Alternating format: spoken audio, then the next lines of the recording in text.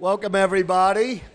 This is the fourth annual Madeleine Albright Lecture. It's part of a series we do with Brookings and the Dick Blum Global Development Roundtable and with Peggy Clark, who runs our Global Development Program.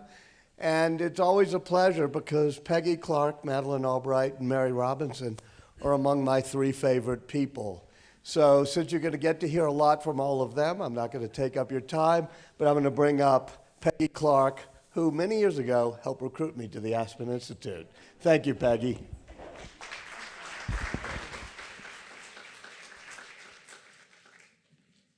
Thanks so much, Walter. It is true that immediately after I worked with Walter, I decamped to work with Mary to think about women's leadership for a while. I'm delighted to welcome you all here tonight. Thank you so much for coming. This is a wonderful event that we've had for a number of years. This is the fourth annual Madeleine K. Albright Global Development Lecture. And my name is Peggy Clark. As Walter said, I work at the Institute. I've been here for some time. I'm a vice president of our policy programs and run our Global Health and Development Program. And I'm delighted to recognize our folks from Brookings Blum. Where is Kamal and Homie? I believe they're here. There's a conference, Brookings Blum Roundtable on global poverty, that's been here a number of years, and we're delighted that they're here with us today. We also happen to have a number of the Aspen programs working on global issues that are here on campus. So we have the Aspen Strategy Group, which is addressing foreign policy issues. We have Jane Wales's Aspen Philanthropy Group. I believe some of you are here. And then there's a program on social entrepreneurship that's also here. So this is a wonderful group to have this conversation tonight. So this Madeleine K. Albright Global Development Lecture recognizes a breakthrough thinker in addressing the challenges of global development. And what we mean by this is a person who has pioneered new thinking that has moved whole systems or schools of thought in a way that has high impact on a number of people. And certainly Madeleine is an example of that in her linking of global development and foreign policy and in the brave way that she has approached issues for the most vulnerable all over the world. We feel this lecture is particularly important at this moment. This is one of the reasons we open this up to all of you. Thank you, Aspen community, for joining us, Society of Fellows, Board of Trustees members for joining us. As the world really seems to be tottering on a very fragile and dangerous precipice, particularly as it relates to the role of the U.S. in the world and the larger challenges of global governance. Also, the U.S. election. You can't help but think about it as we have these two remarkable leaders to join us today. It seems particularly fitting as we're sitting here and for the first time bringing forward a female candidate as to the presidency of the United States. But that alone has unlocked huge questions about women's leadership and caused us to really rethink how far we've come and how far we have to go. So it's perfectly fitting that we're celebrating Madeleine and Mary tonight and bringing them to the stage. And these are two women who have fearlessly gone where few other women have gone before and headed straight into some of the most difficult conflicts, both in the world and in the U.S. And for me personally as a woman, it's, as I say this to you, both Mary and Madeleine, but it is really, really important for me to have watched your accomplishments and your battles over the years and to feel that for all of us who come after you can learn and watch from you. And we feel like things are possible that we would never have imagined before because of your accomplishments. So with the Madeleine K. Albright Global Development Lecture, we celebrate Secretary Albright's fierce determination and breakthrough strategic work to bridge global diplomacy and global development. As President Obama said when he gave you the Presidential Medal of Freedom, as the first woman to serve as America's top diplomat, Madeleine's courage and toughness helped bring peace to the Balkans and paved the way for progress in some of the most unstable corners of the world. And for some of you who know Madeleine's work, she's never given that up. She is fighting for these issues for the most fragile, in the most vulnerable places, and she has for her lifetime and will continue to do so. So tonight we also recognize another great leader, Mary Robinson. She was the first president of Ireland for her breakthrough work on climate justice, a term that didn't even exist before. So some of you may not know that I had the really great privilege of working with Mary as her managing director and helped her to found Realizing Rights. This is an initiative we ran a number of years ago. And she asked me to join her, and one of the reasons that I said yes was because I was really interested in this question of women's leadership and if it was possible to lead with both head and heart. And how it was that I could go somewhere with Mary and she could command an audience of thousands of people and sort of call them to a higher moral plane. And what was that? What was that type of leadership? There's not enough of it in the world, and I wanted to know how it was done.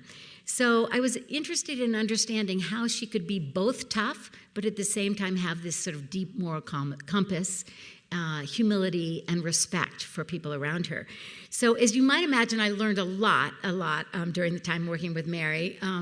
One of the most wonderful things was our long lunches with lots and lots of white wine and taking on issues that no one else would take on. Mary, a great time of our lives.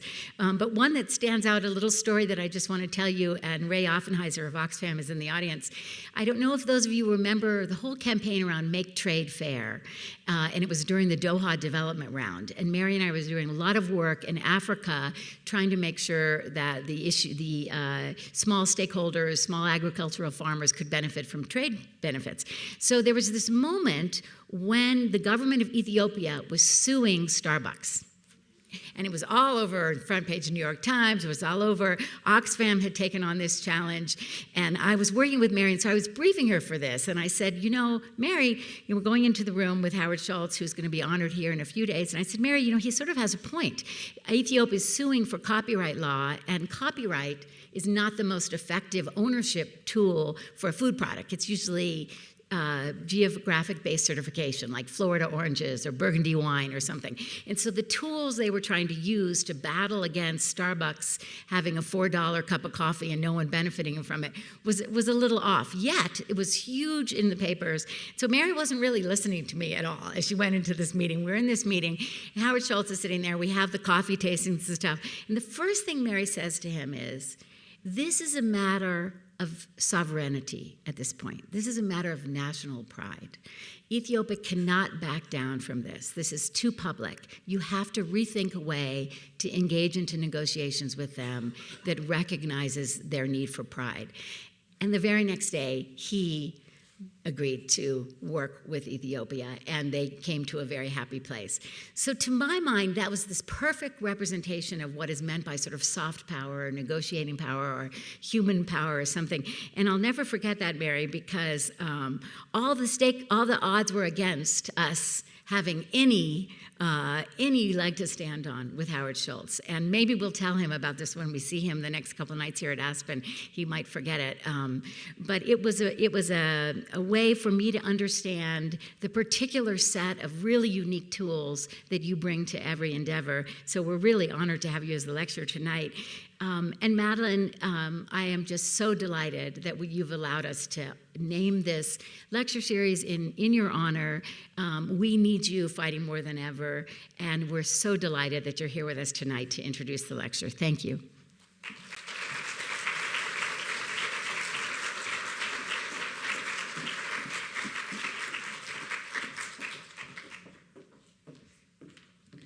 Thank you very much, Peggy, and I'm so delighted to see all of you here. It's always wonderful for me to come to Aspen. I'm a Colorado girl, and used to come here as a teenager and come here as often as I can, and delighted to see so many friends and familiar faces. Because I suspect all of you are very happy to be here also, because the world is a mess, and Colorado is always beautiful. And the air in Aspen is always glorious. And when we lived here, it was the Denver Post would always say it's a privilege to live in Colorado. And we came here from Czechoslovakia, and my parents were so delighted to be here, and so I always feel very much at home. So thank you very much. And I am also deeply honored to have a lecture series named in my honor. There are other things that are named in my honor, which I don't treasure so much. When somebody says my dog's name is Madeleine, I never can quite figure that out.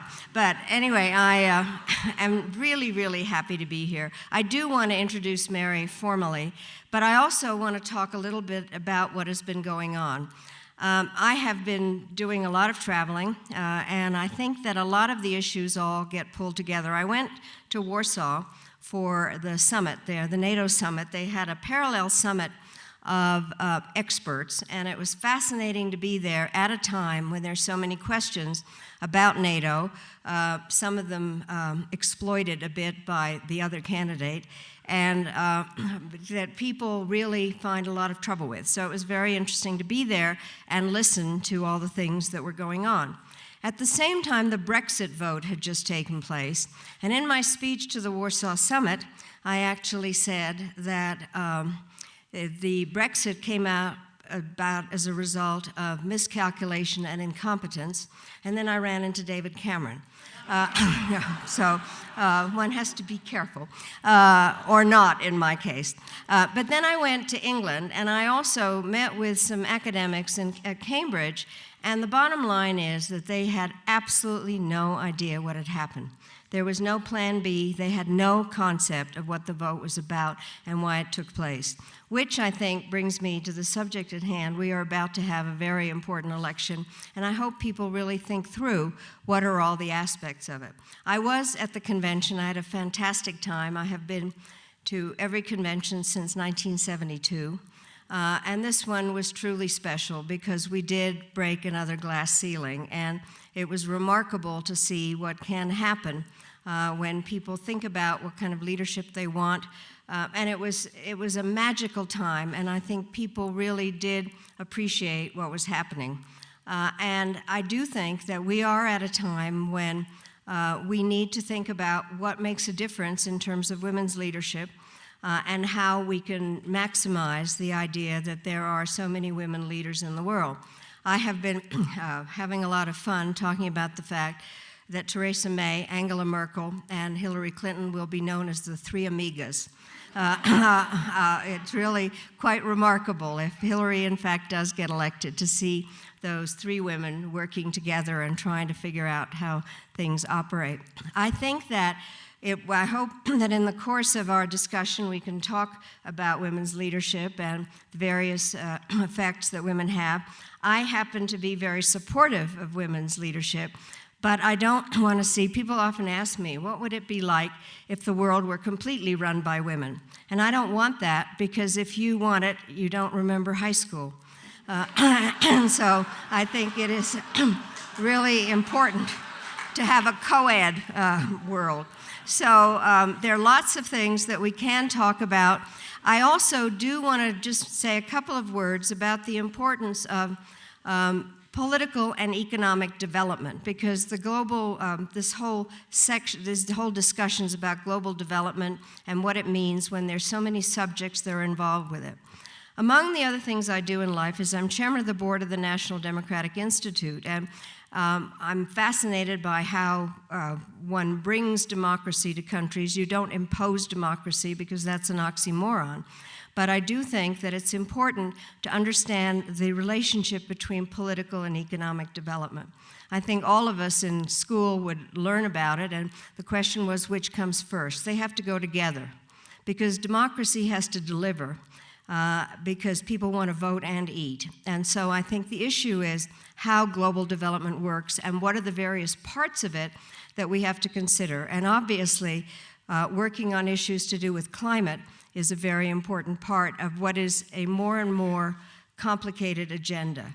The next president of the United States has to be a multitasker, because everything is really now part of national security. So I do think that it's very important for us to look at this election. Now, Mary Robinson was the first woman president of Ireland.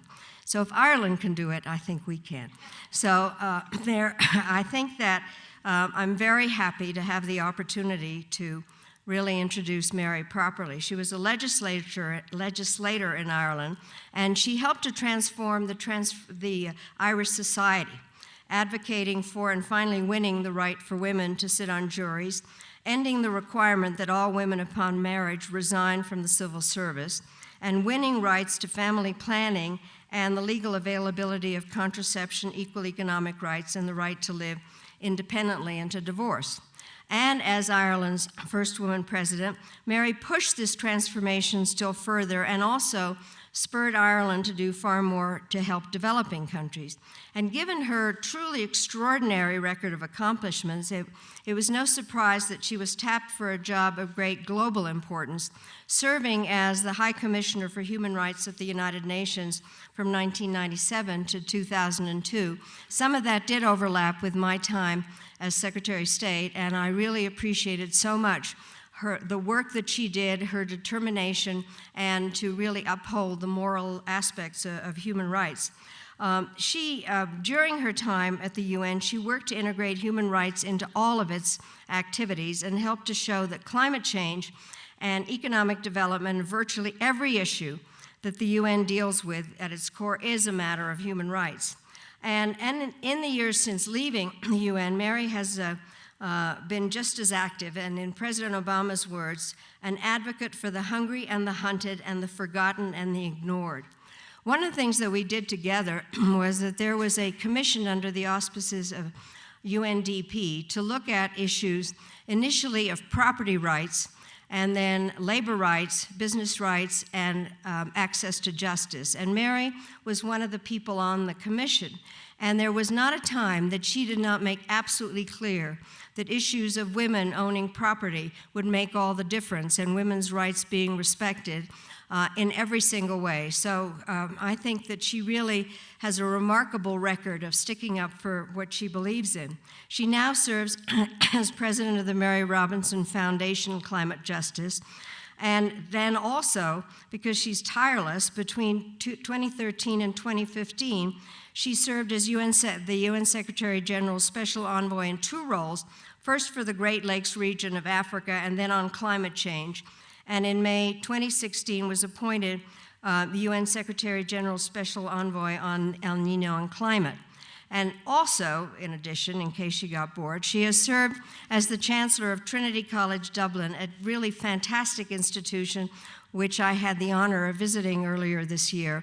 Totally beautiful, and they're very lucky to have such a charismatic leader. So I'm delighted that my friend and one of the most outstanding women that I've ever met is here to talk to us today. And I think that you're all in for a treat, and then we're going to do some questions and answers. So, Mary.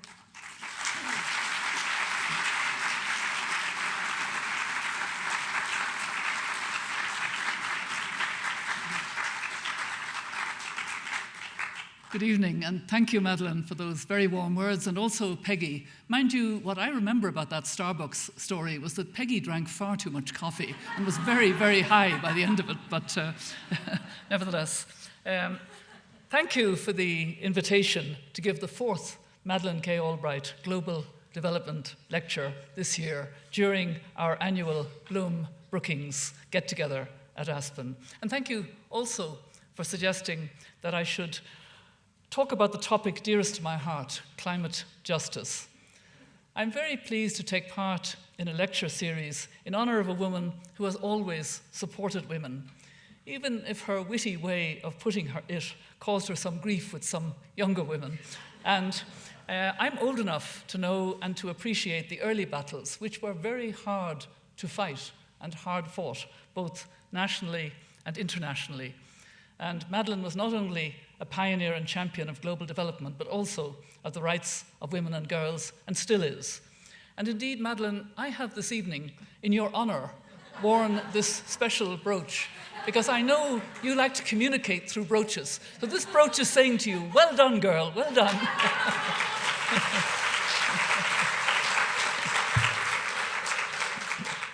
And now I move to climate change and global development. Climate change is, of course, a global development issue. This is because the traditional model of development we've used to date, which is based on the consumption of fossil fuels, has caused human-induced climate change. Climate change is now undermining and risks reversing hard-won development gains. Addressing climate change is truly a global issue. It can only be solved by all countries acting together, motivated not only by solidarity, but also by self-interest. Today, I'd like to reflect on the time we find ourselves in and the platform this creates for global development, justice, and cooperative action. As I traveled in the last few days, in the last few weeks, and I have, from the Middle East and Europe to the United States and Latin America, most recently to Honduras, I was struck, as I'm sure you all are, by the moment of history that we're in. It's been referred to a bit, the fragility, the sense of fear, the sense of people feeling that there's something happening that is out of control or out of their control in some way. Violence, injustice, and natural disasters are all taking their toll. It's hard, as observers of the news and social media, not to be worried and afraid as this deluge of suffering, hate, and intolerance undermines human dignity. It's no wonder the people are fearful when the messages they hear from some of their leaders and in some media outlets seem to threaten their very way of life or tell them there's something to be scared of. Here in the United States, the culture of fear is perceptible in the media and in everyday conversations. People are being told directly and indirectly to fear other people, including even their neighbors or their workmates. The value of diversity, which is dear to the United States, is becoming fragile as the focus moves to what makes us different rather than what makes us similar. Fear is the opposite of freedom. Fear causes us to look inwards rather than outwards, and as a result, to close doors on ourselves and the rest of the world. Whether in France, Germany, here in the United States, or in Syria, this is the very moment when fear must not become fatalism. I was actually struck by President Obama's address at the White House recently at the Summit on Global Development last month, by his appreciation of how lucky we are to live in this moment. Although he lives hour by hour with the atrocities happening around the world, he's still able to put into perspective the progress we've made in the world. He reminded his audience of how lucky US citizens are to live in the most peaceful, most prosperous, most progressive era in human history. When I look at the UN Charter and the Universal Declaration of Human Rights, I have similar thoughts. We've come a long way. We've shared values as an international community that bind us together and that hold us accountable to each other. We've found ways to cooperate. We've lifted many lives out of poverty. We've avoided conflict, and we've secured peace. But we are not all the way there yet, and recent events remind us how fragile that progress is, how hard we need to continue to work to both protect and accelerate that progress while sharing it more fairly, so that all people have equal opportunity. When shocks occur that rock our established ways of doing things, we realize how vulnerable we may be. So whether it's Brexit in the United Kingdom, which has quite an effect on my country, the criminal acts of terrorism in France, the refugee crisis in Europe, the shootings in Orlando, or the impacts of El Niño around the world, we're reminded that although nothing stays the same, we must live by the values that hold us together. The world watches as events unfold here in the United States. As a major power and a pioneer of democracy, the responses the US takes to violence and hatred on its shores have a ripple effect on other parts of the world.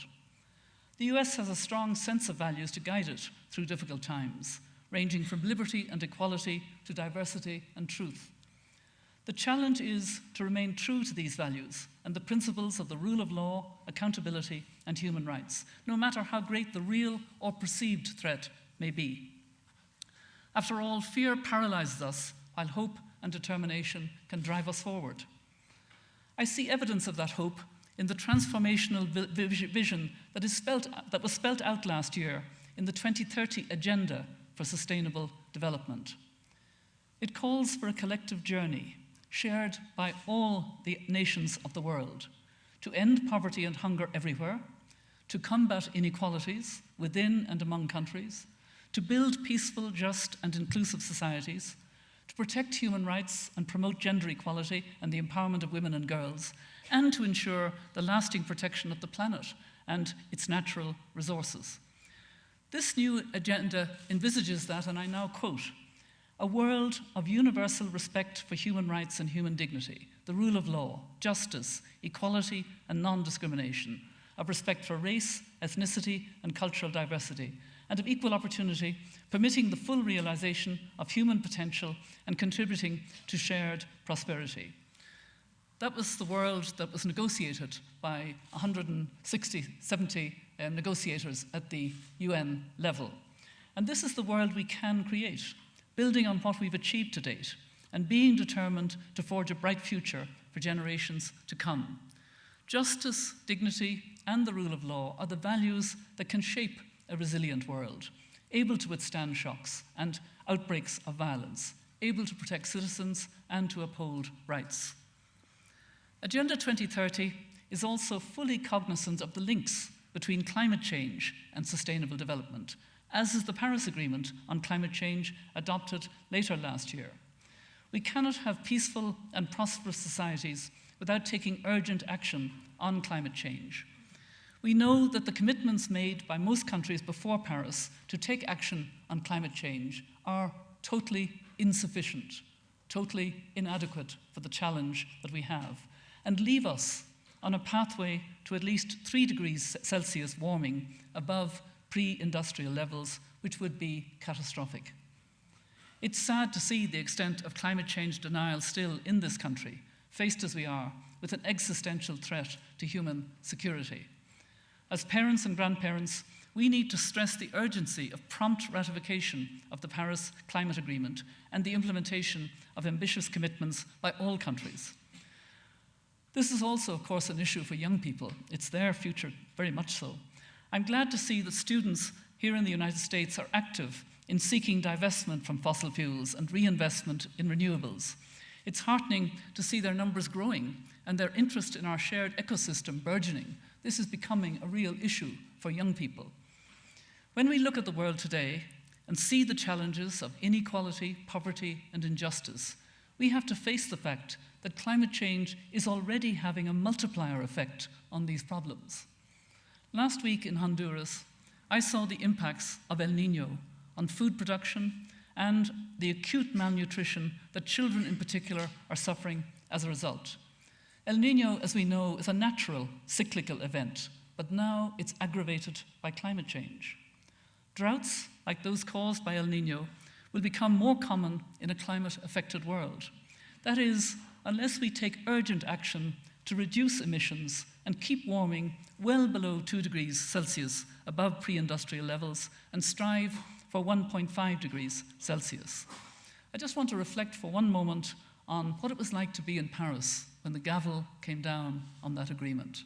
I have never been at an international gathering or agreement or convention where there was such emotion. It was incredible. The clapping went on and on. People started hugging each other. People started crying. People started laughing. It was quite incredible. Why? Because it was fairer than we had expected. That's why. It was fairer to those countries that will go underwater if we go above 1.5 degrees Celsius. Fairer to the least developed countries and the countries affected now by El Niño, who are already suffering. And somehow the world made a statement in Paris about fairness that was truly moving, that was the result of a lot of diplomacy, a lot of discussion, and suddenly an innate sense in the international community of having to be fair at the end of the day, because that's what we had to do. The injustice of climate change is that those who are most vulnerable in society, no matter the level of development of the country in question, will suffer most. This means that people who are marginalized or poor, women, indigenous communities, slum dwellers, and migrants will be disproportionately affected by climate impacts. Here in the United States, the first official climate-displaced people are being resettled from Ile de Jean Charles in Louisiana to drier land. The resettlement program is the first allocation of federal tax dollars to move an entire community struggling with the impacts of climate change. The communities that are being asked to move voluntarily come from 2 American Indian tribes that have lived on the island for generations. Some members of the community can't wait to leave, beaten down by hurricanes and repeated flooding, as well as saltwater intrusion and erosion. However, others can't bear to leave, can't bear to consider leaving their home, the cemetery that holds their ancestors, and their roots in a place that is theirs, when the alternative is to settle in a place that inevitably belongs to someone else. The federal plan provides the money needed to move the 60 or so people living on the island. But this isn't just a question of money. It's a question of rights, of human dignity, of cultural heritage, and of pride. The challenges encountered in moving just 60 people from Ile de Jean Charles are a harbinger of what lies ahead. The UN University Institute for Environment and Human Security and the International Organization for Migration estimate that between 50 and 200 million people could be displaced by climate change by 2050. That's not so far away, far exceeding the numbers moving in the current migration crisis around the Mediterranean. But just as fear must not become fatalism in the US context, fear must not dominate the international dialogue on climate action. In recent years, I'm glad to say that the narrative on climate change has changed from one of doom and gloom to one of purpose and opportunity. For example, many business leaders have stopped seeing climate action and the need to reduce carbon emissions as a threat to their business. Far from it.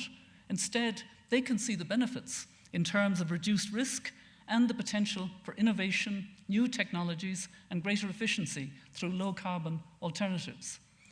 This change in narrative, as climate technologies have been developed and the benefits of sustainable development have been better understood, is one of the reasons why an ambitious agreement was possible in Paris last year.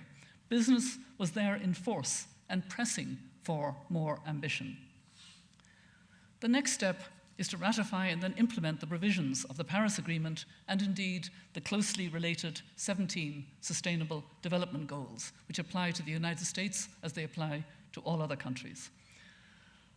And this means action both at home and overseas. Let me recommend a principle of climate justice that needs to be at the heart of this effort, a principle that can help to ensure that policies adopted and actions delivered are inclusive, equitable, and transformative. The principle is to ensure that decisions on climate change are participatory, transparent, and accountable. Participatory, transparent, and accountable. So let's start with participation. Participation is a human right, and it's the basis of good policy making. By consulting with and ensuring the active participation of all relevant stakeholders in decision making, there's a greater likelihood of actions being supported and successful. This principle is informing the current work of the Department for Housing and Urban Development in Louisiana. After 2 failed previous attempts to relocate the community from Ile de Jean Charles, they are now actively consulting with and listening to the local community so that a resettlement plan can be designed which meets their needs. More participation means more buy-in from the people you need to have on board to enact a policy. It also protects rights, as through participation, people can voice their concerns about their rights and propose measures to mitigate risks. Civil society is clearly an important actor in participatory decision-making alongside governments and business. Civil society represents the views of citizens and enables them to engage in shaping the communities and countries they live in. The current trend globally to close civil society space is very worrying because it reduces participation, removes citizens from decision-making, and deprives people of their voice. Since January 2012, more than 100 laws have been proposed or enacted by governments aimed at restricting the registration, operation, and funding of non-governmental organizations. The slow creep of a shrinking space for civil society is happening both in democratic and autocratic states alike. There is speculation and research into why this is happening. Proposed drivers include the global loss of democratic momentum, the rising power of political systems and leaders opposed to universal values, and the fear of some power holders that civil society will challenge too much and hold entrenched regimes to account. Civic space has a legitimate value, And in an increasingly interconnected world, we see new ways in which people can organize and mobilize for change. We were talking this morning in the Bloom Brookings about crowdfunding and other ways of making sure that changes can take place. Power holders need to realize that by allowing citizens a voice, even a dissenting voice, they don't diminish their own power. In fact, they may gain insights that make them a stronger leader. The shutting down of civil society voice is a real risk, not just to human rights and justice, but also to development and peace and security. Bringing civil society to the table brings new ideas and innovation and gains the support of the people needed to actually implement change. It may have surprised many of you that my country, Ireland, would be the first country in the world to approve same-sex marriage in a popular referendum. How did it happen?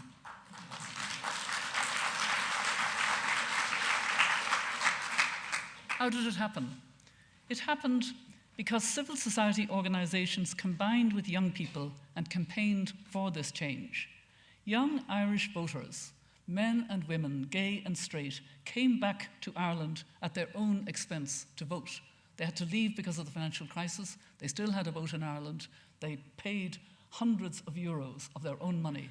They say the young don't vote. I'm telling you, these young Irish came back at their own expense and voted in order to see this, as they did, as a human rights issue. Conversations about belonging to society and being respected within society took place at dinner tables and on the campaign trail between the generations. Parents and grandparents voted yes for their children to belong to a society which recognizes that diversity can tip the balance towards equality. By saying yes to equality, diversity and respect for human dignity won over fear and division. An open space is also the key to, an open civic space is also the key to accountability. Accountability describes rights and responsibilities that exist between people and institutions that affect their lives. It means establishing the rule of law and a just social and political order. Accountable institutions are transparent and answerable to the people they serve. Civil society can play an important role, holding institutions to account for the actions they take and fail to take. When accountability works, citizens are able to make demands on powerful institutions, state and non-state, and ensure that those demands are met, and this builds trust. Accountability is a growing theme in global development, as well as the principle of climate justice. At the international level, Agenda 2030, the Addis Ababa Action Agenda, and the Paris Agreement all affirm the importance of accountability and transparency. Through Agenda 2030, leaders commit to be accountable to their citizens. In the Paris Agreement, countries commit to greater transparency at the international level so that they can be accountable to each other for the actions they are taking to reduce greenhouse gas emissions and provide climate finance. None of this is strong enough or enforceable enough, but it's there and can be worked upon. Likewise, in the world of business, growing emphasis on transparency is assisting citizens and civil society to hold companies to account for their actions. Tools like environment, social governance, ESG reporting, the UN Guiding Principles for Business and Human Rights, and the Principles for Responsible Investment are promoting good practices and assisting businesses to maintain and strengthen their social contract with customers. So transparency, accountability, and participation build trust. Trust in our systems and also promote good governance. In the face of the uncertainty and anxiety facing our world today, these principles enable citizens to be informed and to contribute to solutions. This empowers them and makes them feel in control rather than anxious or fearful. Now is the time, as the world faces one of the greatest transitions away from fossil fuel-powered and inequitable development to a new mode of inclusive, sustainable development, to make all people part of the solution and not to alienate some of them due to perceptions that they are part of the problem. We need a just transition which looks to securing the future of former coal workers, for example. They mustn't be left out of the need to move forward to renewable energy. At times of change and anxiety, such as people around the world are experiencing now, the challenge is to get people engaged positively for a better future, rather than to exclude them or let them withdraw. Being engaged is empowering. Being empowered to engage is critical. When people are empowered, they can demand dignity and defend their rights. Realizing the right to participation is fundamental to an inclusive and healthy society, and inclusive, diverse, and tolerant societies are what is needed to deliver the transformation we need to sustainable development and a zero-carbon, climate-resilient world. Governments cannot achieve the Sustainable Development Goals or implement the Paris Agreement's goals without actions of their citizens. So as we read our newspapers and scroll through Twitter and risk feeling like the world is about to tumble down around us, let's not be afraid. Instead, let's get engaged and create open societies that allow people to be involved, empowered, and free. On this day, 102 years ago, in 1914, Germany declared war on France. And the next day, World War I began, when Britain declared war on Germany. The world learned then and again during World War II how brutal life can be. We vowed never again, never again. We created the United Nations. We adopted the Universal Declaration of Human Rights, and we agreed on common values that bind the people of the world together and that can ensure mutual respect and bring peace. We need to call on these shared values now, aware as we are of our interdependence as global citizens, and use our shared values to shape a safer, fairer, more diverse and respectful world for present generations and those to come. Climate justice reflects this intergenerational approach. It's based on hope, on respect for human rights, and on the belief that by working together, we can create a better future for present and future generations. As I'm delighted to say, I will be returning home to Ireland later this week to spend some well overdue summer holidays with my grandchildren, my 5 grandchildren. I hope to instill in them a sense of wonder, of hope, and of possibility. As parents and grandparents, we shower our children and grandchildren with love and protect them from hate. They should be the focus of our decision-making now. After all, what we do or fail to do in the coming years shapes their future. We have to show them, at tough times, it is love that conquers all and hate that paralyzes. I very much like the words of my dear friend, Archbishop Desmond Tutu, who said, "We are each made for goodness, love, and compassion. Our lives are transformed as much as the world is when we live with those truths." He taught me a wonderful lesson, many lessons, but this one in particular, when we were on a panel together in New York a few years ago. The audience was an audience of young people busy on social media. They were meant to be tweeting and on social media and doing what young people do. Tutu is always energized in the company of young people, and he was getting very excited and very expressive. We were being moderated by a woman journalist, and she got slightly annoyed, and she said somewhat sharply to the Archbishop, "Archbishop Tutu, why are you such an optimist?" And the Archbishop shook his head, and he said, "Oh no, dearie," and he called her dearie, "Oh no, dearie, I'm not an optimist. I'm a prisoner of hope." And that is an incredible lesson for all of us, because if we want to describe what's wrong in the world, we can describe all the problems. What happens? All the energy goes out. It just becomes very negative, and we all get very depressed. But if we decide that there is not necessarily a glass half full, but something in the glass that we can do something about, then we can change things. We can build on them. We can make a change. We must all be prisoners of hope in these difficult times and take courage from the hopeful leadership given by Secretary Madeleine Albright, both when she held high office and now and ever since. Thank you very much. Thank you.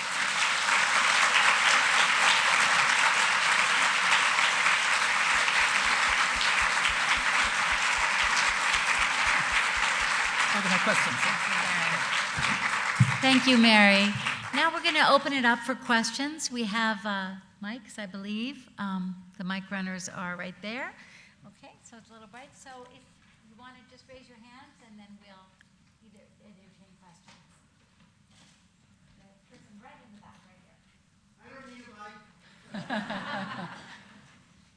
wanted to ask two things. Number one, were you the first woman president of Ireland?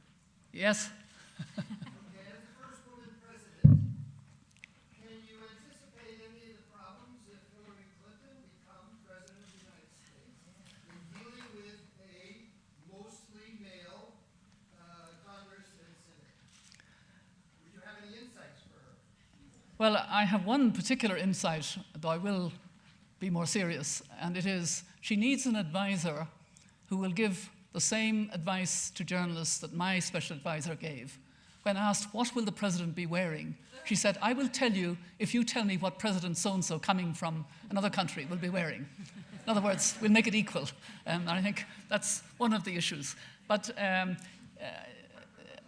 think the best advice you can give is every country is different, every issue is different, but I think it would be very good for the world to have a woman leader in the most powerful country in the world, because a way of leading that many women show and some men increasingly show it does make a difference. It's a way of leading as a service to the people that you are leading, as opposed to some status symbol that you want.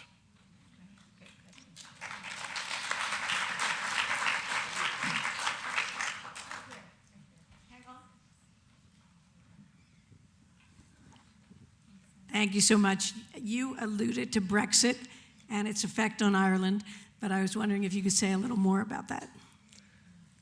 Yes, it certainly was not a decision that was welcomed in Ireland. In fact, Northern Ireland voted to remain by about 56%. Scotland, of course, voted even more so to remain. And what we're concerned about are a number of things.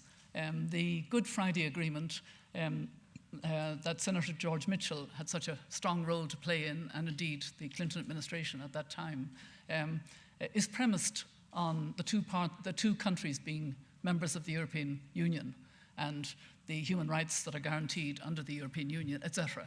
It's all in the text of the agreement, and the commissions of human rights that resulted are based on that as well.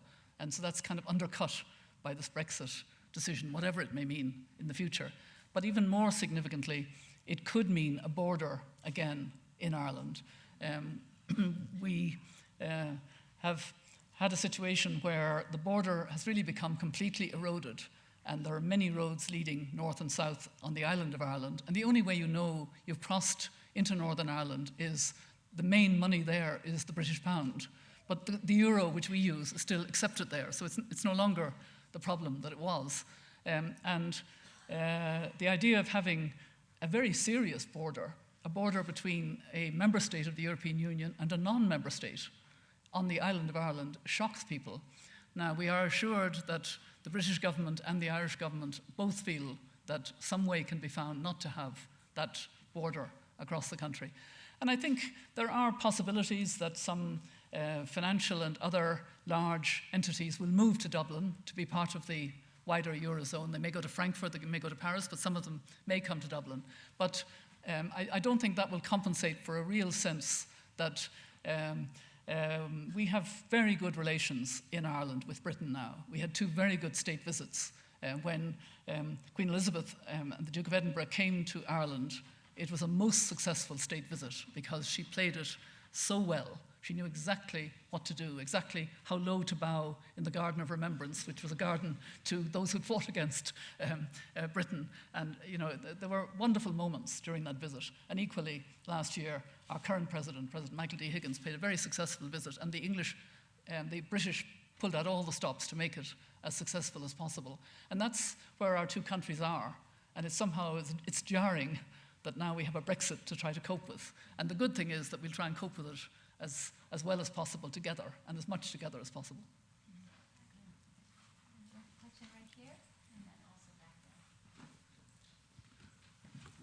Thank you for your talk. Stefan Edlis here. I have one simple question. Anyone who's seen the Opera La Bohème realizes that over 100 years ago it was very difficult to even stay warm at night or even have light. Why is it so difficult to acknowledge the enormous benefit we have had from the carbon age 150 years ago? Not a minute goes by that we're not benefited by the availability of carbon energy. Please tell me why that is so quiet. Well, I certainly agree with you that it was fossil fuel that built the industrialized countries, built their economies. But it was also beginning to destroy our ecosystem of our world.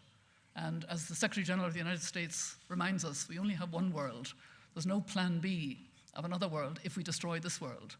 And the climate scientists are 99% certain at this stage that human activity is causing an accelerated climate change, which is having very significant impacts. I have to say, I only became aware of the impacts of climate change when I started working with Peggy, when we were working in realizing rights in African countries between 2002 and 2010. And we were working on issues of right to health and women, peace and security and corporate responsibility and even right to work. And everywhere I went in Africa, people said to me, things are so much worse. And I sort of said, well, why do you say that? And I thought it might be conflict, I thought it might be something, and it was almost always, we don't know when to sow anymore. The weather is completely unpredictable. In Liberia, Ellen Johnson Sirleaf, the president, who was a friend, would have me to breakfast, and she'd say, when I was growing up in Liberia, I knew to a week when the rainy seasons would come. They were very, very predictable. Now I don't know whether a rainy season will come, and I don't know for how long it will last. And I can't mend my roads. So it was affecting at all levels. And now I've seen the El Nino aggravated by climate change because it's warming off Peru on warmer water, and that it's hitting communities already suffering from the drought and the climate change, and it's impacting even more severely.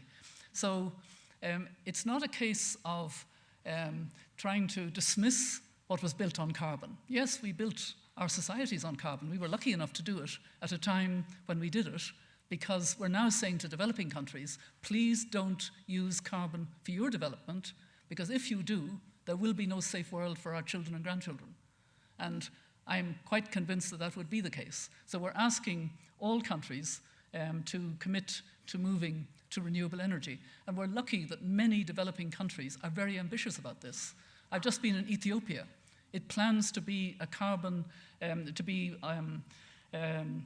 renewable energy by 2025. It's lucky to have hydro, so it can move in that direction. Costa Rica is going to be carbon neutral,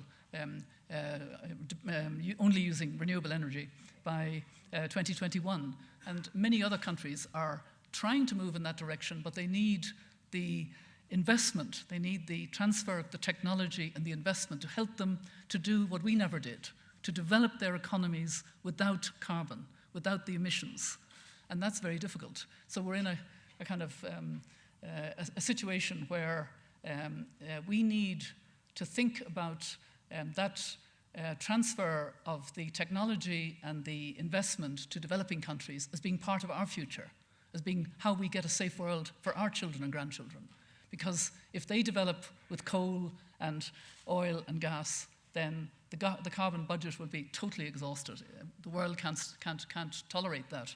And we will go well above the 2 degrees, which is the outer limit of safeness, the outer limit. So it's a very existential threat. In fact, it's what gets me out of bed in the morning, because I have these 5 grandchildren. They'll be in their 40s in 2050. They'll share the world with 9 billion others. And I really often think, what kind of world? What will they think about us and what we are doing and what we are thinking about today and the decisions we're taking? Which is why I was so pleased at those Sustainable Development Goals and the Climate Agreement. Even though neither of them are very enforceable or strong, at least we have them and we can work them.